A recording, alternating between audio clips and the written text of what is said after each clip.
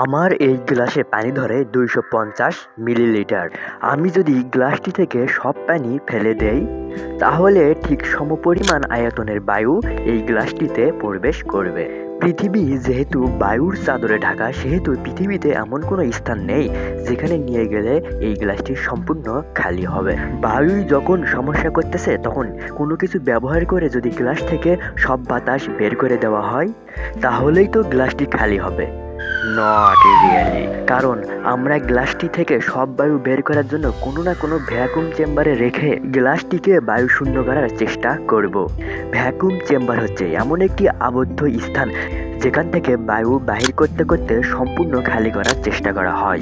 পৃথিবীর কোনো vacuum চেম্বারই 100% MT নয়। CERN পৃথিবীর সবচেয়ে খালি ভ্যাকুয়াম চেম্বার তৈরি করার চেষ্টা করেছে, যা 27 কিলোমিটার লম্বা এবং এর প্রতি ঘন মিটারে 10 বিলিয়ন অণু রয়েছে। সুতরাং আমার গ্লাসে গড়ে 6.2996 ইন্টু 10^26টি অণু থাকার সম্ভাবনা রয়েছে। তাহলে কি গ্লাসটিকে কোনোভাবেই সম্পূর্ণ খালি করা সম্ভব নয়? এই বিষয়ে পরের কোনো ভিডিওতে আলোচনা করব।